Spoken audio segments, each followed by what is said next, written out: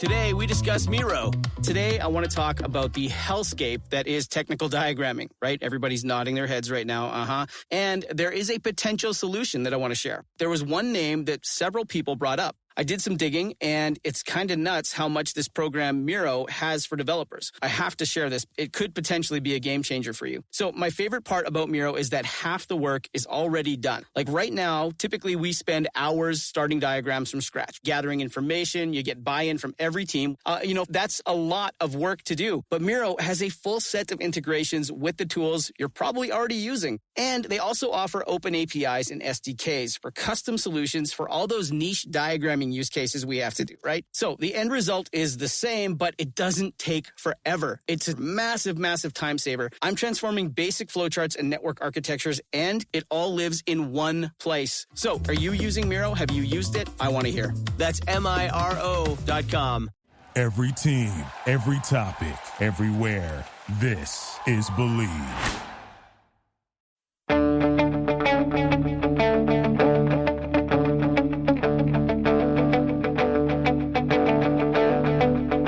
Ich warte seit Wochen auf diesen Tag und tanz vor Freude über den Asphalt. Als wär's ein Rhythmus, als gäb's ein Lied, das mich immer weiter durch die Straßen zieht. Hello and welcome to Gegenpressing, the Bundesliga podcast from the Football Grad Network. I'm your host, Bryce Dunn. Joining me, as always, is Chris Williams. Chris, how you been? Bryce, very well, thank you. Supercup this weekend, so the season is officially back. Pokal coming up soon, and then the return to action on the 19th, so I'm super happy. Yeah, very exciting indeed. Feels like a lifetime since we've had games back with us here in the Bundesliga, but we're all very excited, aren't we? Joining Chris and I, as always, is Manu Veth. Manu, how has your week been? Yeah, pretty good. I'm very busy, as always. I mean, the season is getting underway now. We had the Supercup. Very exciting game. Lots to talk about, I guess. And Chris, it's actually August 18th, so one day less until actually. Of course, sorry, that's me being purely selfish. I forgot about the Friday night game. Sorry, Bayern. It's going to be a big Friday night game too, so something to look forward to. 12 days, and we're back in action. That's it, Bayern versus Bayer Leverkusen. We cannot wait. But it's not just the three of us this week. We've got a very special guest on here in Jon Mackenzie. Jon, thanks very much for coming on. Do you want to explain to our listeners, they don't already know who you are, what exactly you do? That's a good question. I'm a freelance journalist. I generally follow English football, but I have in the last few seasons been growing deeper and deeper into Borussia Mönchengladbach as a team. And so I am this season making a huge effort to really write more about German football, mainly on Gladbach. So that's me. Yeah, and thank you very much for coming on, and I'm sure we'll have you on at different points throughout the season to talk Gladbach and certainly more. But guys, let's get underway. As Chris said, Super Cup was yesterday. Bayern came out on top again. This one went to penalties, 2-2. Though a bit of controversy there, Chris. Take us through the game. What exactly are we referring to? Video referee assistance, right? Yeah, it's Bayern's MVP. Probably will be Bayern's MVP for the next season. The video assistant referee can't spot an offside when it clearly is. That's me being a little flippant. VAR was instigated, wasn't it? And from the television angle we're given, Kimmich looked offside, or if he is onside, it is inconclusive from the view we've got. However, because of the way the DFL are pushing it out, we can't see any other angles. So the angles are available, and the video referee will have seen up to, I think it's 3 or maybe 4 different angles. We only saw the one. The broadcasters aren't allowed to show the other angles. So the host broadcaster was ZDF. They weren't allowed to show the other angles that were on, so the rest of the world weren't able to see. So it looks from the outset that there was a VAR error, and it was a telling one. and ultimately it sort of pushed the game a closer game, and maybe who knows what happened if it wouldn't have gone in. Also, there was a call for VAR for the second Bayern goal. I don't think that was as controversial. But for the first Bayern goal, yeah, VAR was at the centre. It was an odd one. But don't let that detract from the game. The game was fantastic. It was very fast. It was very flowing. Both sides attacked well. I'll say that both sides probably defended a little bit ropey at times. But it's the first game of the season. You'd expect both teams to sharpen up from there. But I was particularly impressed with the speed of Dortmund's attack, especially via Dembele down the right. We all know what a fantastic player he is, but maybe I'd just not seen his speed for a couple of months, and maybe it shocked me again to see how fast he was. But yeah, all the surrounding was that VAR in the Bundesliga would be considerably different from the Confederation Cup. And on the outset, it sort of, for me, failed its test inside the first 20 minutes. And Manu, what was your opinion on the whole video referee situation? Do you see it being rather problematic this season? I mean, obviously during the Confederations Cup, it didn't exactly get the best response. We've seen quite a few issues there as well, and you were there to witness it. Yeah, for me the biggest problem is transparency, and the DFL, or actually the DFB, Helmut Krug, he admitted today that the technology actually failed. They were supposed to have an extra camera angle which shows the lines on the field, and it didn't work for them, so they had to guess. And the DFB and the DFL are big on saying that they guessed right. I've seen no different angles. I would say it's tight. I have seen pictures where Kimmich looks offside. I've seen pictures where he looks onside. I guess it depends on where the line was drawn and who drew the line. I think that I'm personally for VAR, but it's very hard to defend the system right now, having seen it at the Confederations Cup. And the Confederations Cup was very different because a lot of times referees didn't know what they were doing, and that's because, they were schooled for 2 weeks before the tournament, didn't have a dry run. The Bundesliga, it's now been running offline for a season, but yet, it is kind of unfortunate that 18 minutes into, which is supposed to be, the season opener, it fails, and it's a technical failure, which made the referee guess. And I guess they're sort of fortunate because they can make it look in a way that they didn't, that they got guessed right, but that's because that's the storyline that they're pushing. I'm not convinced like Chris. I think that, this could have been easily given offside too, and then it's a very different game. And it's unfortunate because we often have a little bit of a Bayern bonus in games between Borussia Dortmund and Bayern. It just seems, I'm not saying referees are doing it on purpose, but it seems to often go that way. Couple DFB Pokal finals, of course, and where Bayern were given calls that on any other given day should have gone the other way. So I think it was a fantastic game, but it's too bad because now we're discussing VAR, right? Rather than what was a fantastic game, a great game. And that wasn't supposed to be the case. VAR was supposed to bring conclusion and not debate. And I guess it's great for the purists who were afraid that, you can't spend your Saturday afternoons in the beer garden or in a pub in England and discuss games. Apparently VAR doesn't take away people just chatting about refereeing decisions. So I guess that's good, but it's certainly, the way it is set up right now. We need to make sure the system works, and we need to make sure that the reporters who report on the game, we're supposed to bring the story about the game to the people, make it understandable, get the information. This was not the case at the Confederations Cup, and it was not the case in this game. And we need to make sure that, the system works. And those are the things that are just not the case right now. I feel that we're going to have to go to John as well and just obviously get your opinion on it. I mean, do you think it's a positive thing? Basically, are you for or against the video assistance? I'm going to go to all the panel and ask this for a bit of a yes or no. But John, what's your opinion on it all? I think my problem with VAR is that before we brought in all this technology to help referees, the referee was the buck stopped with the referee. So the referee was expected to make decisions, and whatever the referee said was final was final. Now, as soon as you introduce something like VAR, what you're saying is, in certain situations, you're not going to be able to make good enough calls. And so what we're going to do in those scenarios is we're going to go to this other form of refereeing. And so the actual on-field referee becomes a bit more of a gatekeeper for some sort of higher perceived referee. And I think the problem with that then is that the referee on the field, who is supposed to keep the game ticking along, as it were, is now having to worry about not only what he calls on the pitch, but also the scenarios in which he defers to this other VAR referee off the pitch. So I think my issue there is that you're not going to get rid of any of the controversies. We've seen that's happened enough times now for us to know that that's the case.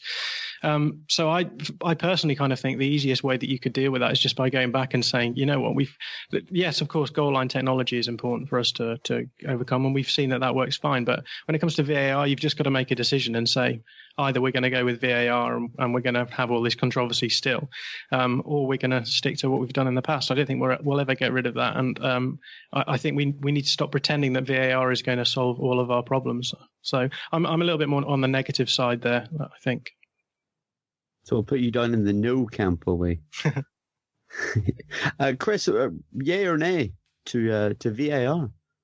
Goal line technology, yes. VAR, no. And I say that because football is intrinsically a game that unites the world, because whether you play in the Allianz Arena or whether you play on a local park, you play under the same laws. The laws of the game are applicable to a Sunday league game in any country of the world as they are to the professional game at the highest level. I think goal line technology was needed because at the very, very top of the game, it's imperative that a goal is called yes or no. VAR, I could quite happily live without. Interesting. Not many people are going for it. Manu, you going to say yay or nay? I believe in it, but that's maybe my North American side coming through. You know, I live in a country where hockey is a huge sport, and we have various levels of hockey or professional hockey in Canada, and not all levels can have, replay. It just doesn't work, right? You can only really have it in the NHL because of the technology. And I think that VAR is a good thing. It needs to work. And I think it gets rid of some controversies. The problem that I have with it right now is execution and lack of transparency. And that's really my big worry, is that if people don't understand it, they're going to react negatively to it. And the Confederations Cup for me was a great example for that. When we on the press box, we're sitting there and we're looking at each other like, what was the call? Why was the call made? Why do we not get the information? And I think that's really what the authorities need to understand, that if the reporters are not given the information, they will have controversy. So that's really what needs to be the number one thing about VAR. I say yes to VAR, but it needs to be 100% transparent. Very interesting. Well, I think we have covered VAR in depth. Just before we move on to another topic, Chris, does this give this result and win on penalties for Bayern, does it give them a much of an advantage going into the season, would you say, or is it more or less just a friendly and it can't really be counted? It's obviously beating one of your nearest rivals. It can only be seen as a good thing, right? I would say that the reaction from the Bayern circle has been one of joy, which will let me think that maybe there's a little bit of more of a crisis going on when you're ready to celebrate the win of a Super Cup as much as they have. It's probably detracting from a little bit of problems behind the scenes. I'll be interested to see where they are in May. However, I don't think we can blame them for being happy at the same time, because you can only win, the competitions you put in. The Super Cup's a season opener. They've won it at the Westfalenstadion, and I'm sure they're very happy. For me, I don't know if they would have celebrated it as much as they would have done in other years, but then I think they're a little bit weaker this year. There was a huge sense of relief, Chris, with Bayern. That's something I sensed. And I think that's because they've had a horrendous pre-season. Yeah. But as I've spoken to people throughout the pre-season, they've gone, Bayern don't look very good. In essence, it's a pre-season. It's like the German national side. They don't look very good in friendlies, but when we get to a tournament, they go and win it. So maybe you've got that friendly air around them, and now they're back. We'll see. I don't think they will win the league this year come in. Bold statement, I know, because we've not even got to that yet. I think they'll be pushed heavily, and they will be found wanting towards the back end. I think that you're right. It's the preseason, and we need to stress that. But they have never looked this terrible in a preseason before. Some of the games were absolutely horrendous, and they won at the Audi Cup against Liverpool, and yes, Liverpool looked very good, but Bayern looked so bad. They didn't have a single chance in that game. And then the Audi Cup was something that I would go to every year. And this is the first time in the history of the Audi Cup that they didn't go to the final. They would always do very well at this tournament because it was the showcase, right? It was where they would present the new signings. They would show the rest of the world by bringing in these super clubs from around the world and beat them and win the trophy, that they are, they're Bayern. It's very important for Bayern. A lot about Bayern is ego. And that is the most important thing about the club. And it works for them because they always win. But I feel like that ego is damaged right now. And that's why that Super Cup, and they weren't great in the Super Cup either. Dortmund, is still a team that's trying to find itself and is developing, and under Peter Bosz is playing a very different style of football, and you could see that that's going to look great in a few months, but there's still some weaknesses about it, and they could have easily lost this game, very easily lost this game, and I think that I personally think that Bayern are in crisis. I think there's a lot of things going on behind closed doors, and from what I hear from Munich, it's a little bit chaotic right now, and there's a little bit of uncertainty right now.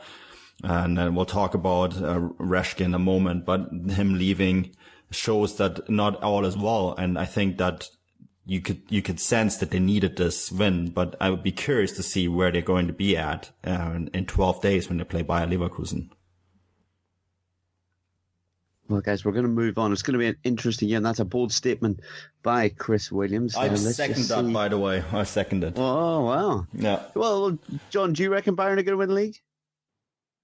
Ooh, I mean, I think it's going to be an interesting season for sure, because of all this stuff going on. I think that there's going to be more competition at the top of the table than there has been for a while. I think there are teams who are looking very, very good, Gladbach, who we're going to talk about, included. And I think it will be only a good thing for the Bundesliga for Bayern to have a weaker season. So I certainly hope that Bayern have a bit of a struggle this season. But that said, I think you could argue that Dortmund have struggled a little bit in pre-season as well. So maybe there's going to be a bit of a levelling at the top. Yeah, I agree. I think it would be a fantastic thing for the league. And I would like Bayern to not win it, but I just see Bayern being too strong. I think they'll win it again this year. But moving on. Oh, you just jinxed them, Bryce. That's good. Maybe. Which wouldn't be a bad thing, right? But anyway, we're going to move on. We're done with that now. We're going to talk about Stuttgart. Yes, the newly promoted side, or the Aufsteigers, have just come up, and they've made a few changes. This week they've fired their sporting director and put in a new one in Michael Ruschke from Bayern Munich. John, do you feel that Stuttgart coming up and making this sort of change is their statement to try and say, yeah, we're still one of the big boys of German football?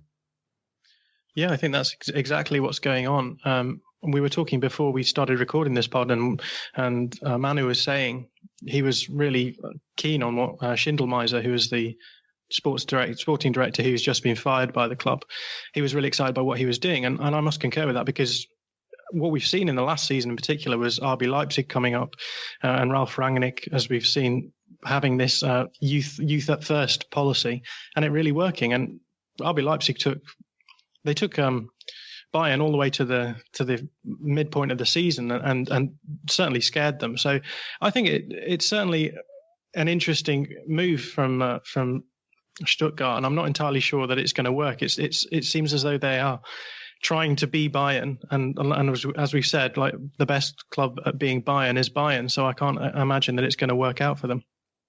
Yeah. So I mean, we'll go to you, Manu. What do you make of this? Do you agree with John that they're trying to be Bayern? I mean, you guys agreed that you didn't exactly think that this was a great move.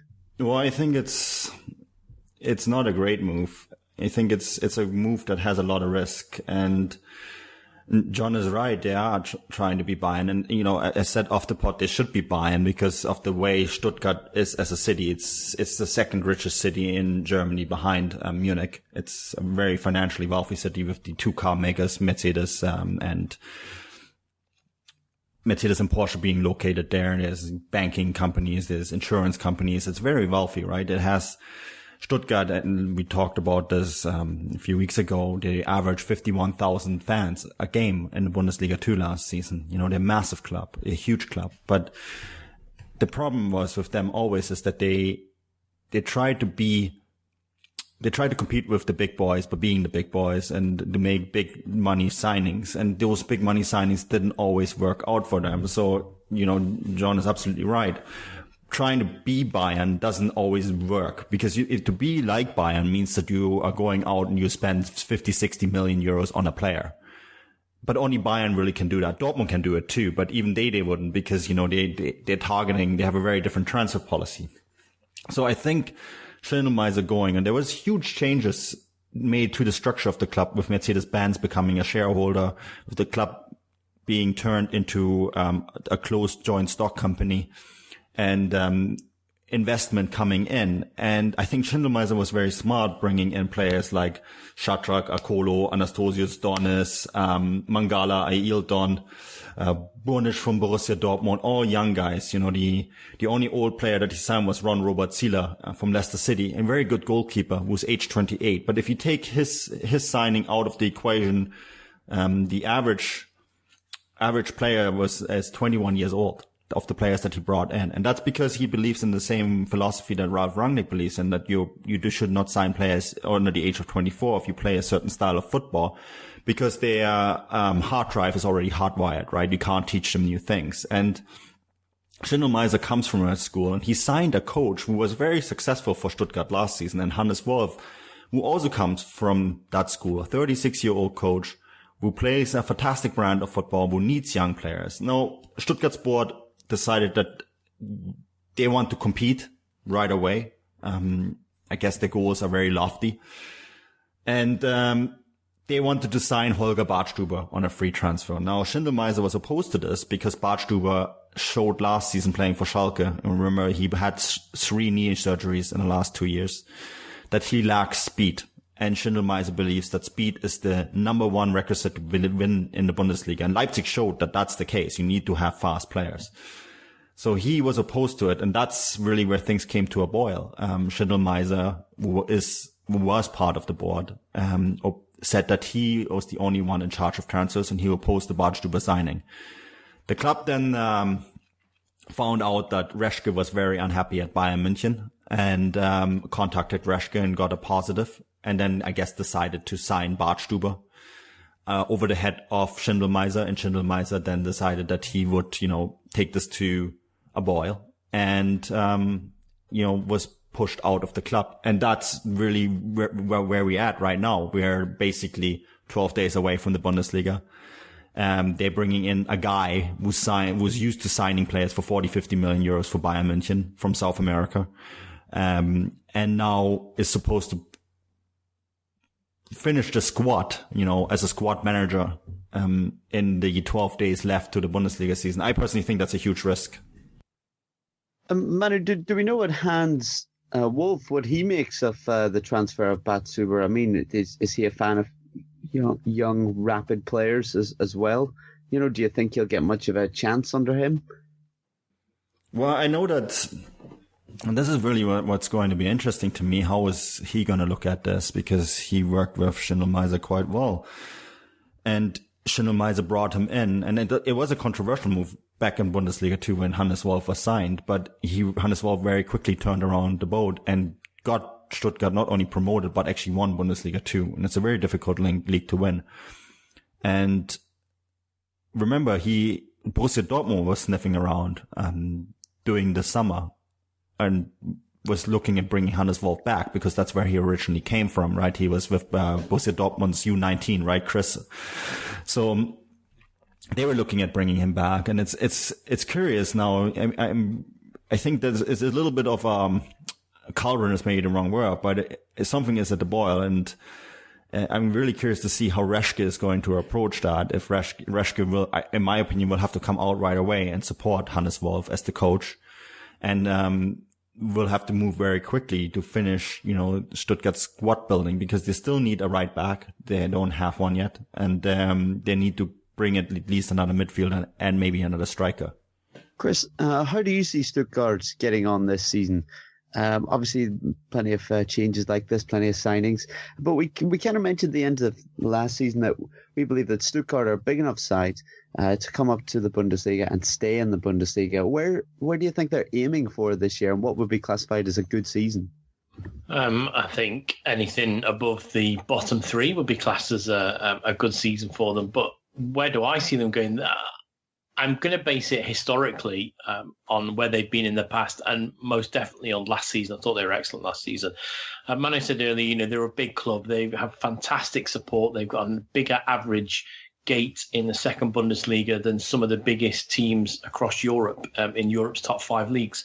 And you can include the Premier League on that as well. They will be backed by a furious support. I think it'll be a cauldron. Their stadium I can see them finishing mid-table and being happy with that, maybe 8th or 9th. I probably don't think they could get into European slot, but anywhere between 9th and 13th, I think would be an excellent start for them to cement themselves back in the Bundesliga for a second season and then build on that from there. We talked at great length last year with the two sides that have gone down, Ingolstadt and Darmstadt, and the two sides that have come up. The league is exceptionally strong, and there was a giveaway in Kicker this week, wasn't there, where you could slide the badges up the table to see where they go. And pretty much at the moment, at the bottom of the league for me is Augsburg. They're the weakest in the league, and then after that, it could be anyone from anywhere. The league's fantastically strong. Yeah, I'm even looking at the table now, and to predict who's going to go down this year, that's going to be hard work. But yeah, you've maybe not done a bad prediction there, really, Chris. But I'll be even more bold, Bryce. I'll say Augsburg and Mainz, and then one from the other tight again. I second Augsburg, but I'm biased. Yeah, you are. We all know that. But we're not going to go into predictions just now. We've got Jon on here, obviously a Borussia Mönchengladbach specialist. So let's talk about Gladbach. Chris and Jon this week went to see them, just on Friday night there, play Leicester. Jon, how was the game? How did Gladbach look? Were you happy with their performance? Yeah, it was an interesting game. Gladbach came out really strong in the first half. I thought they controlled the game pretty much for the whole of the first half, and probably should have scored in the first half, but didn't manage to. They looked really good on the ball. They move the ball around. They play a fairly functional 4-4-2 at the moment, but they had Raphael and Lars Stindl up front. And both of those players like to drop in quite deep.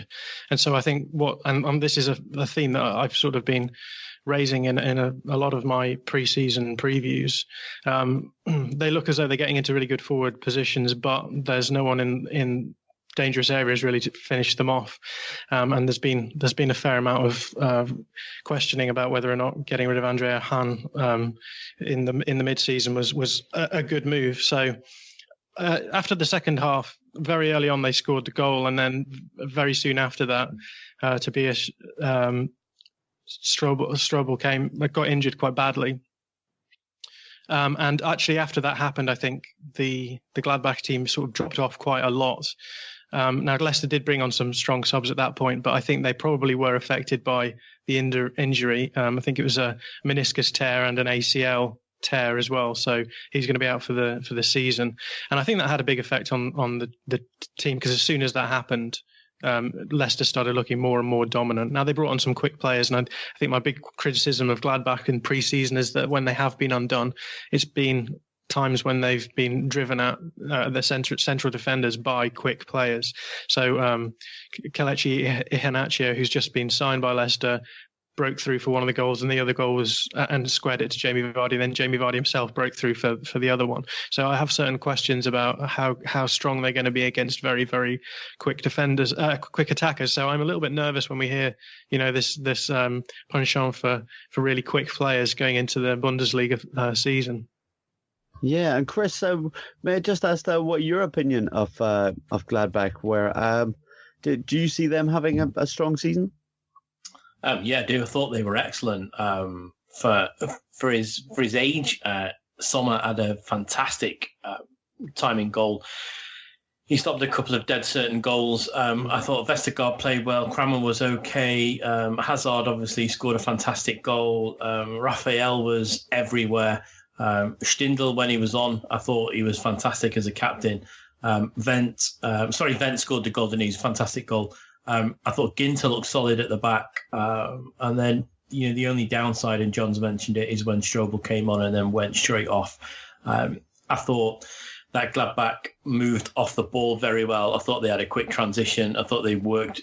Interplay was excellent, 1 and 2 touch passing. It was interesting to see them really hammer the rondos on the warm-up, which most teams do these days. So, 1 and 2 touch passing in a square or a circle, depending on where they are, and trying to move the ball as quickly as they can with as minimal touches. They sort of brought that onto the pitch as well, and it was very, very good. I think they were excellent for 60 minutes, and then Jon's quite right. Once the injury to Strobel happened, it was such a bad injury. There was a lengthy gap. It was probably about 3 minutes before he was taken off the pitch. And the fact that Stindl went off as well, it sort of upset the imbalance of the side, and they definitely took a step back, because I think they thought, we're right by the start of the season now, and none of us fancy that sort of injury that he just got. And they were undone, but they were undone by a typical Leicester performance. So if anyone who watches the Premier League will see it, it's not particularly interesting to watch. It's normally a sort of deep ball from the middle that goes over the top for Vardy to chase, and he had that. And obviously, Iheanacho with his speed, he was able to combat that. I don't think Gladbach will face the sort of test that Leicester gave them, because the Bundesliga doesn't seem to play that arching ball over the back four. It's normally played on the floor, so I think they should be okay. I thought they played very well for when they were compos mentis. I think the injury pretty much killed the game for them as a team. And I was lucky enough to get about 3 minutes with Dieter Hecking at the end of the game as well, and have a good chat with him about his thoughts for the coming season, and what he thought. And I also was able to ask him how Strobel was at the time, although it was very early indications. And I believe we've got that on tape now. Yes, so that's it. Chris obviously spoke to Dieter Hecking, and this is what he made of the game, the injuries, and, well, the Champions League draw. Dieter, can you tell us how Tobias Strobel is? Early indications. Yeah, we think that it's a knee injury, and he's now in the hospital, and we have to wait for the information from there. In the first half, your transition was very quick. Your off-the-ball movement was incredible. Are you looking forward to this coming season in the Bundesliga? Yes, we hope that we can this about 19 minutes, not only one half. We want to play it 2 halves. It was good job from my team in the first 1 hour. After that, we don't have the control over the game, but we have 2 weeks to make it better. And Sommer played very well in goal, a couple of really big saves. Yeah, Jan Sommer is a very great goalkeeper, and I'm glad that he will stay for us. What's your hopes for this coming season? Are you looking at a top 4 finish or maybe a Pokal? Yeah, we have. It's a difficult tournament in the Bundesliga. There are many teams who want to go to the European places, but we want to stay most of the top. Can I ask your reaction to today's Champions League draw? Obviously, you know Julian Nagelsmann and Jurgen Klopp quite well. Do you think that's going to be a fascinating prospect for a Champions League qualifier? It's a big game for both teams. I think Liverpool is a favourite. Hoffenheim is a new starter in the Champions League, but they have a good team, a young team with a good team spirit and high speed. And I think the English fans and the German fans can be hopefully look for this game. Matthias Ginter, brilliant signing for Gladbach. What's your hopes for him for this coming season? I want that he will be make a good performance in the central. He's a good player. He's a national player, and he wants to be in the lead. He wants to be a leader in the team, and we help him with this. And final question: although you got beat 2-1, are you happy with the performance? For 1 hour, I will be happy. After the last 30 minutes, I think Vardy was a match winner for Leicester. Thank you very much. Okay, great reporting, Chris. We've done it 2 weeks in a row now. We've got to speak to coaches. Brilliant news, eh? But yeah, John, if we just go back to you about Gladbach, where do you see them finishing this year? What would be a good year for them? Do you see them possibly getting into the Champions League? Is that where their aspirations are going to lie? Well, I'm a pessimist at the best of times. I think looking at the squad and looking at the way they play, they are a very, very solid side. I think they will be able to challenge teams in the top four. Whether or not they'll be able to break into that top four is another thing entirely. And I think for that reason, Vincenzo Grifo is going to be really important in that sense, because he offers something that is what I would call sort of a creative spark. And with Mahmoud Dahoud leaving, they need someone who's going to be able to replicate that sort of creativity, and I hopefully Grifo will provide that. But obviously, Grifo will be coming in from a wide area rather than a central area, and they've got Dennis Zakaria in the middle, and I think he looks really, really good too. So I think if those two players who they've obviously brought in to replace Dahoud, if they can really click early on, there's a chance they'll be up and challenging in the top four. But for me, I think they'll probably finish just outside, maybe 5th or 6th. Well, here's hoping they do push it, make for a very entertaining season. They were fantastic last year when Hacking did take over. But we're going to move over to another side now, which, had managed to do very well and get into the Europa League qualification, but fell a little bit short. Manu, Freiburg had a bit of a disaster, didn't they, against Domzale? We kind of predicted that they would just about get through, but this obviously is bad news for them, obviously, because they want to get through, but it's also not good news for the Bundesliga either, is it? No, because we want the German teams to do well for the UEFA 5-year coefficient, and it is a bit of a disappointment to give away, a 1-0 lead from home and to lose 2-0 to Domzale. And this is no disrespect to Domzale, but if you're a Bundesliga side, you got to win this game. And it doesn't matter what stage you are at in season preparation. That's a must-win game. And I know, Chris, you did the previews for both these games for Fußballstadt.com. And you were a bit wary about Freiburg and what it would mean for them playing in Europe and at the same time having to navigate what's going to be a much more difficult Bundesliga season for them. But at the same time, when you're in the Bundesliga side, the Bundesliga is ranked number 2 in Europe in the 5-year coefficient standings. It's the second best league in the world when you take it by that measure. And if you finish in the top 7 in the Bundesliga, you should be able to beat any team from any of the other leagues. We're not talking about a big Spanish side here, or a big English side, or a big Italian side that maybe would have taken Freiburg out. We're talking about NK Domzale.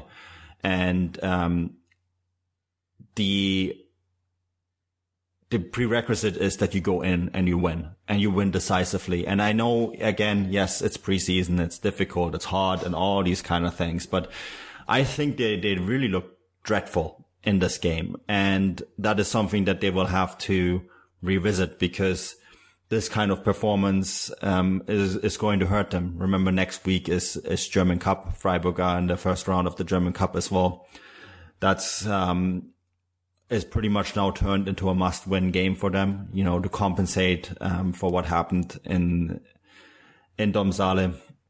And I think, this is the kind of thing that could actually almost, lead to a very poor start of the season. I have seen it many times before. And I think that Freiburg need to be very careful. And Freiburg is still looking for players, right? They sold Philipp for 20 million euros to Borussia Dortmund and still looking for players to bring them in. And this showed that they really need them. Chris, what did you make of this result? Do you think it's actually going to be good news for Freiburg when it comes to the league? Potentially. I think it would have been better for them had they got through this hurdle and then got through to the proper playoffs, where I think they've would have gone out because he would have faced some of Europe's better sides. I think mentally it won't be a very good result for them. For both previews, I did highlight the fact that they'd lost Maximilian Philipp and Vincenzo Grifo. I would say that Grifo is probably the bigger loss for, and it looked that. I didn't think, especially in the away match, I didn't think they had any sort of coherent play or any sort of teamwork. And I didn't expect them, to be honest, to be beaten away like that. I thought they were good enough to get a draw and go through with the goal they scored in their own stadium. And Mano's quite right. They're playing Halberstadt this coming week in the Pokal. Their Oberliga South side. You'd expect them to breeze past that, but how are they going to be after that? After that result away in Slovenia, I don't know if they're going to be in the right frame of mind. Also, if they get into that wobble now, you would say potentially they could be one of the weaker sides in the league, especially if they don't start at the level they finished at. And don't forget, last season they played exceptionally fast football. They're very, very unlucky not to beat Bayern when they came back from the midwinter break. It was probably one of the best games I've seen them play. It was on a half-iced pitch as well. I thought they were fantastic that night. And it was a particularly good night because obviously the league had come back after the break. And I think we were all buoyed by that performance by Freiburg. And they managed to keep that level of play on for the rest of the season. So I am a little disappointed that they went out. I think they were always going to go out anyway. I don't think they had what it took to make the Europa League group stages. I just worry now going out so early, it may be mentally more of a detriment to them, especially with Halberstadt coming up. Yeah, definitely bad news. And a game that would have, well, really, Freiburg should have been expected to win and go through, as Manu and Chris have both pointed out. But we're going to talk about the other European competition in the Champions League. The draw has taken place, and, well, Chris, one that you're rather happy about because it's obviously two loves of yours, and that's German football meeting Liverpool in Hoffenheim taking on the Merseyside team. How do you see this going? I mean, what a draw. It's huge, isn't it? I mean, I think we kind of knew deep down inside that something like this might happen. And yeah, it's going to be a heartbreak for one of the teams. Oh, yeah, we knew, Julian Nagelsmann came out this week and said, as expected, there's only one team we were going to get, and that was Jurgen Klopp's Liverpool. I think it's going to be an exciting game for both sets of supporters. I don't think Liverpool will have it all their own way. I do think, though, they will ultimately be too strong, especially with the loss of Süle and Rudi to Hoffenheim. I think Liverpool will have just what they need to edge it out, but it won't be a drubbing by chance or at all. And I think they will be very strong at home. Liverpool will do well to get away with the draw there. I just think that the return leg at Anfield will be a step too far for Hoffenheim. But it's a fantastic draw. It's a great draw for the league. Although you would argue, as a Bundesliga writer and Bundesliga observer, that you would want as many Bundesliga sides in a Champions League as possible. Unfortunately, I won't be going to the game because I'm in Hoffenheim the Saturday after the Tuesday. So it doesn't make financial sense for me to fly into Hoffenheim, fly back again, or to extend my hire car. So I won't be going to the home game in Germany. I will be desperately trying to get accredited for the away game for Football Grad at Anfield. It's going to be good. There could be a surprise in there. So obviously, football isn't a done deal before the game's gone on. If Liverpool aren't at their best or they don't concentrate, Hoffenheim certainly have enough to hurt them, especially their front line, most definitely. But ultimately, I think Liverpool will just be too strong for them. John, how do you see this one going? Obviously, it's not going to be easy for either of the two teams, right? Nagelsmann's side had a fantastic year last year, and well, Liverpool finally almost are back in the Champions League as well. So, I mean, both teams had a fairly good season last year, didn't they? I think this is a really, really interesting fixture, not least because, back in 2005, Liverpool had to ease past GAK in the qualifying stages. Now they're facing Hoffenheim, who are a very, very decent outfit, entirely different to what you might have expected at this stage of the competition. So it's a real shame, I think, that both teams can't be in the get through to the actual group stages of the final group stages of the competition. I think this is going to be really interesting as well. I've been really, really impressed with Julian Nagelsmann. I think he's tactically very, very savvy. And what we learned from Liverpool last season was they are beatable if you play them in the right way. And that right way is sitting back, being patient, making them come out and win the game. And, we saw enough times Liverpool failed to win against poorer sides in the Premier League at home at Anfield. So I think Julian Nagelsmann will be thinking, I can just go back, watch these tapes and really see what's going on there. And I think, away from home, as Chris says, it'll be a tough game for Liverpool. So you never know. There may be a bit of an upset here. And Manu, we've seen Julian Nagelsmann's sides, manage to beat the big boys before, and do you reckon they can do it again? Yeah, I do think so. Look at what the results against Bayern last season, and I know Bayern didn't look great against Liverpool in the preseason, but Hoffenheim managed a 1-1 draw at the Allianz Arena last season and then beat Bayern at home 1-0. That would be, if you take that to that Champions League, then that would be enough. And I'm not saying Hoffenheim are necessarily favorites. They're definitely not. Liverpool is a massive favorite in this tie, but I think that Hoffenheim have enough to upset the apple cart. And I think most Liverpool fans approach this and are realistic enough to know that, this is not going to be an easy fixture. It's going to be a very difficult fixture. And I actually think, given that this is two teams from two very big leagues, that this is actually a 50-50 game, despite Liverpool's bigger financial power, despite the squad that they have, and despite, the massive name that Liverpool are. They have everything to lose. And Hoffenheim has everything to gain. And I think that is a massive factor in this game. And I think that will mean quite a bit. And I think there's another factor coming in here, and I'll call this the Neymar effect. I think Liverpool are going to be massively affected by the Neymar transfer, and at least in the rumor mill, because of Felipe Coutinho. And that's going to play out from now till mid-August, and it's going to be right into this fixture. Liverpool didn't get the players that they wanted to sign either. And now they are all of a sudden, in risk. And I'm not saying it's going to happen, but there's that talk and the risk that they're going to lose one of their best players. And that's going to be carried right through this fixture. Hoffenheim doesn't have any of these problems. Their transfers are all done, right? They lost Süle and Rudy, massive loss for them, but I'm 100% convinced that Nagelsmann is the kind of coach that just goes and says, oh, we lost these guys. Well, that's too bad, but we're just gonna do with what we do the best with the players that we've got now. And Hoffenheim have done some smart business. And they're a team that comes through the collective anyways.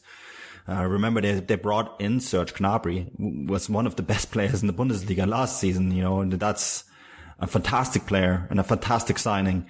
Harvard Northfield is someone that I rate, and John, you know quite well, right? And I think they are a very strong side and they have nothing to lose. Bryce, the problem that Liverpool have, and it's a problem we saw last season, when you try and play Hoffenheim, you don't know what their formation is going to be. If you look back to last season, they played a 3-5-2, then they played a 3-5-2. It was an offensive formation. Then they played 5 at the back and went 5-3-2. At one game against Schalke, they went 3-3-3-1. The next game against Ingolstadt, it was 3-1-4-2. You cannot predict what Julian Nagelsmann's going to do. You cannot predict the way they're going to play. They don't have a definitive style. You can't say, oh yeah, well they play out from the back and then they play through the thirds, or they've got a fast transition. We all know how Leipzig play. So there's a Leipzig style of play, there's a Bayern style of play, and there's a Dortmund style of play. Get it to the wings, down the wings fast, get it over to Aubameyang. Hoffenheim do not have a style of play. So Jurgen Klopp, when he's trying to counterplay, he at the minute he's going to have to try and look at maybe 3 or 4 sets of counter against Hoffenheim.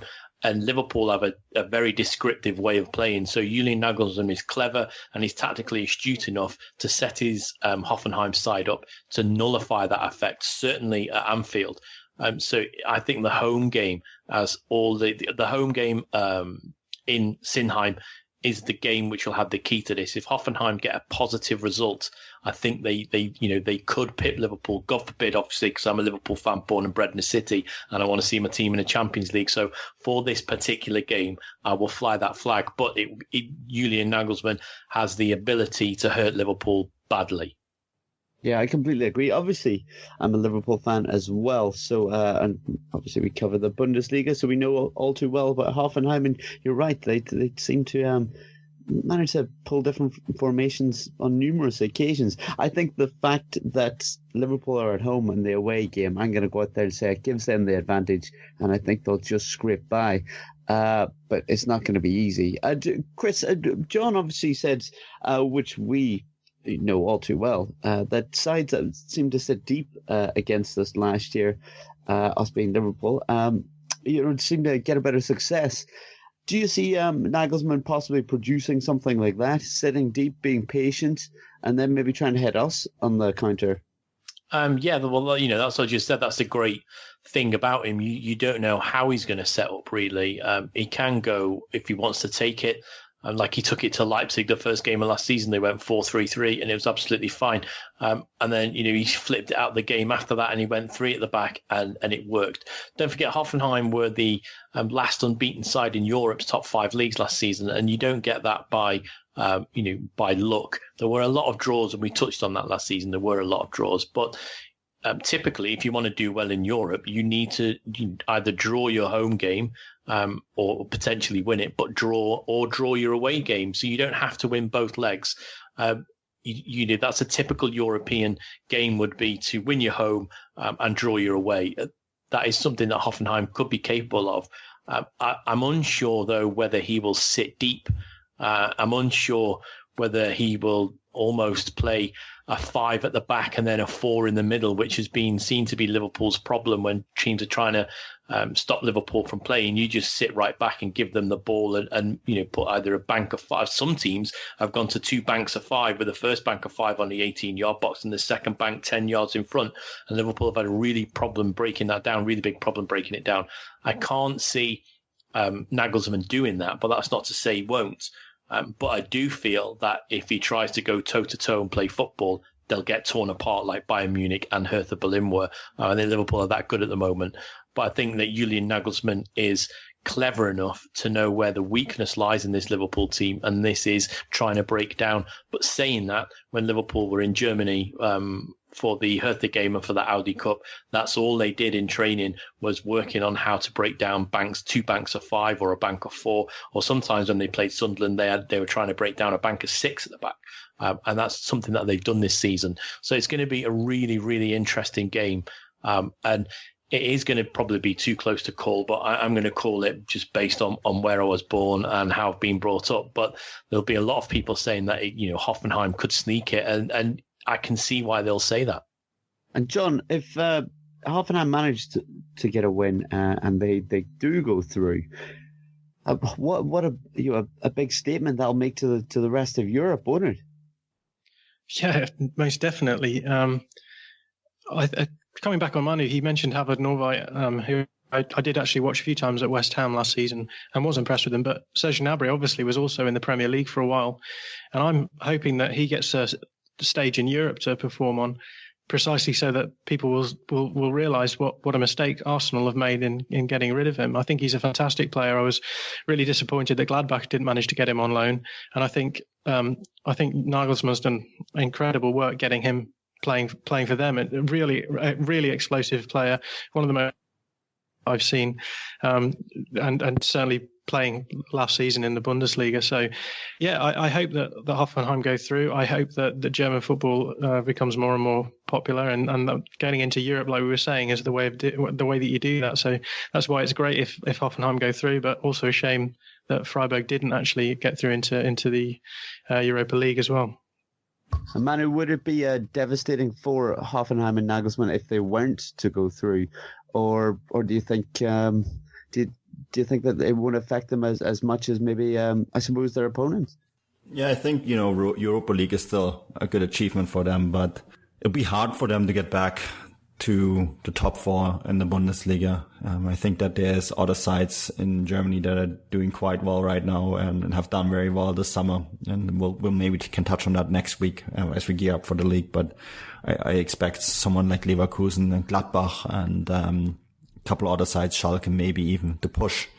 And Leipzig and Dortmund, I think, are cemented their place in the top 3. So they're weakest maybe of the top 4. But I think that Hoffenheim actually have a good chance of going through. And I'll definitely keep my fingers crossed that they will. Yeah, very exciting indeed, and we'll obviously be reporting from that as much as we can. And Chris will be trying to get to the game, as will I. Let's see what happens. Anyway, exciting times. But we're going to drop down a league now and speak Bundesliga 2.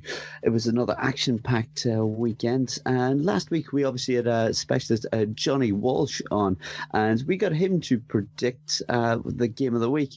He did a hell of a job with it. Union Berlin won 4-3 against Kiel. What a game that was, eh? So well done, Johnny. He certainly does know his stuff, doesn't he? But guys, the pod's coming out just before the final game of the weekend, which is going to see St. Pauli and Dresden go head-to-head.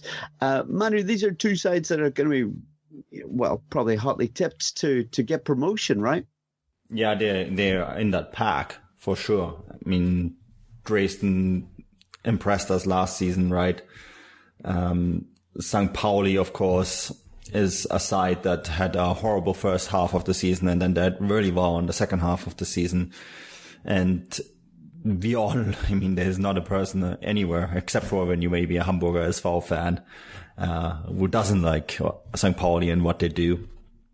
And it's always fun to have them in the Bundesliga. You know, every once in a while it happens that they play in the Bundesliga, and it's always good times because they're such an alternative club with such an alternative vision, and really a model of how you can build a brand without being heavily commercialized. So that's really great. And Dresden have slowly but surely done that too. Of course, there's some issues with some Dresden fans that share political views that are not mine.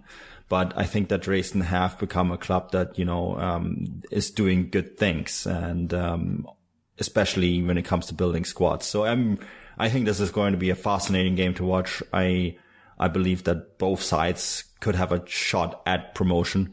That said, promotion and relegation in Bundesliga 2 are very tightly together. You know, you can play easily the first half of the season against relegation, the second half for promotion, or vice versa. So, you know, it's a tight league, and it's going to be a great game. A really fantastic Monday night game to watch. Yes, definitely. We advise anyone who possibly can to tune in for that one. It should be something special.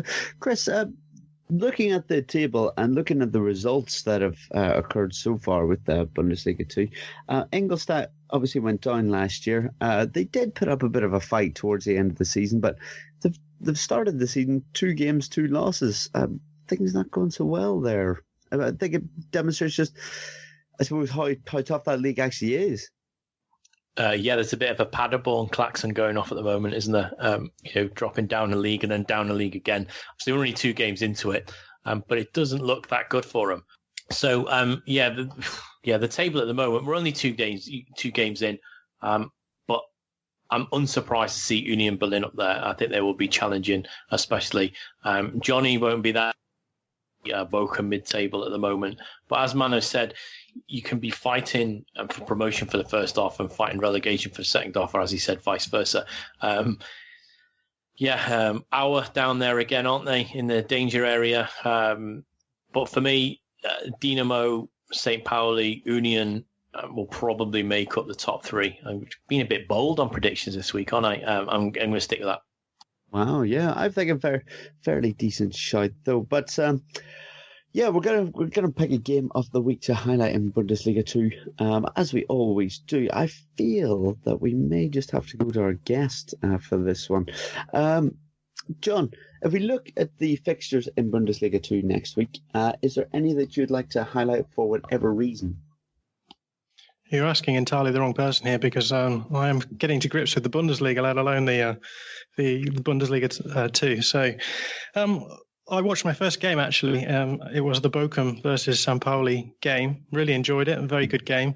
Bochum were a lot more disappointing than I expected them to be. So I'll blame that on Mr. Walsh himself, who's telling me that they were going to be title contenders this season.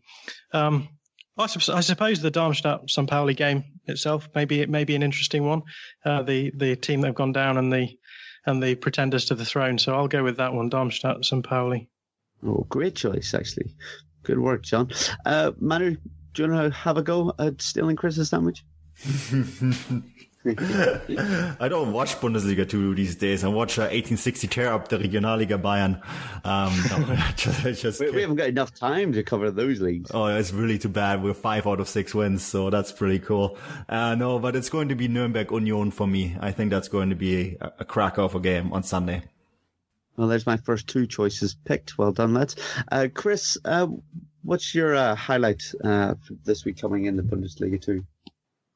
Well, everything's gone, so I'm going to choose Wednesday night's game, which is Heidenheim against Auer.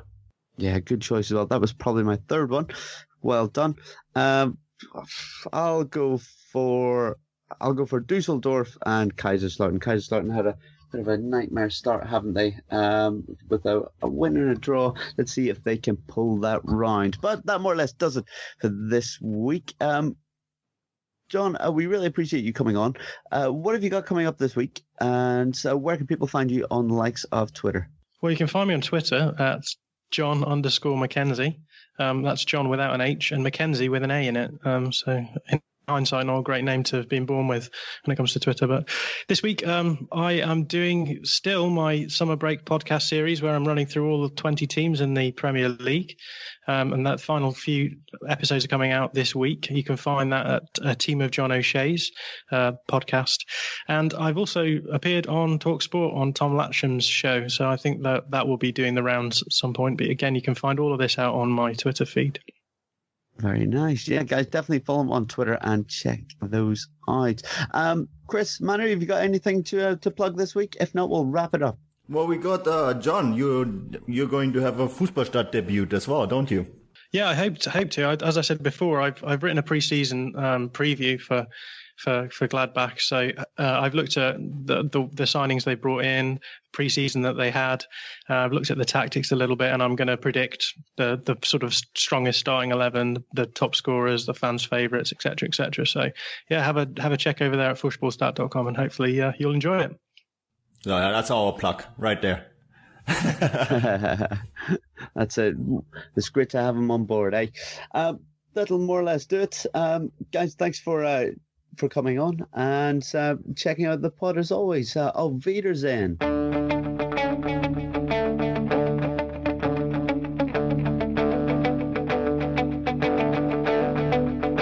Ich warte seit Wochen auf diesen Tag und tanz vor Freude über den Asphalt. Als wär's ein Rhythmus, als gäb's ein Lied, das mich immer weiter durch die Straßen zieht. Komm dir entgegen.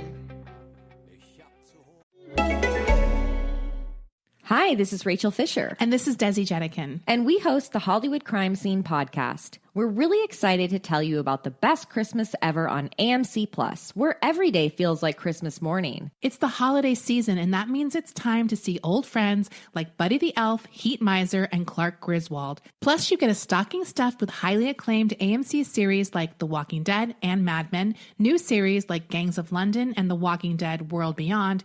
They're all here on AMC+. So celebrate the best Christmas ever, anytime, anywhere.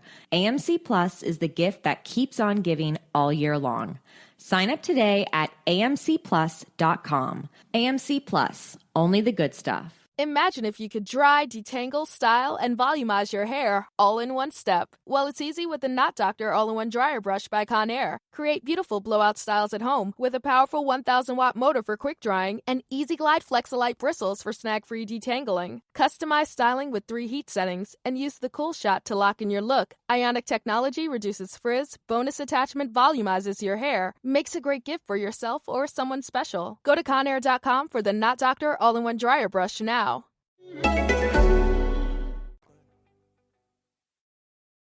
Today, we discuss Miro. Today, I want to talk about the hellscape that is technical diagramming, right? Everybody's nodding their heads right now, And there is a potential solution that I want to share. There was one name that several people brought up. I did some digging, and it's kind of nuts how much this program Miro has for developers. I have to share this. It could potentially be a game changer for you. So my favorite part about Miro is that half the work is already done. Like right now, typically we spend hours starting diagrams from scratch, gathering information. You get buy-in from every team. That's a lot of work to do. But Miro has a full set of integrations with the tools you're probably already using. And they also offer open APIs and SDKs for custom solutions for all those niche diagramming use cases we have to do, right? So the end result is the same, but it doesn't take forever. It's a massive, massive time saver. I'm transforming basic flowcharts and network architectures, and it all lives in one place. So are you using Miro? Have you used it? I want to hear. That's Miro.com.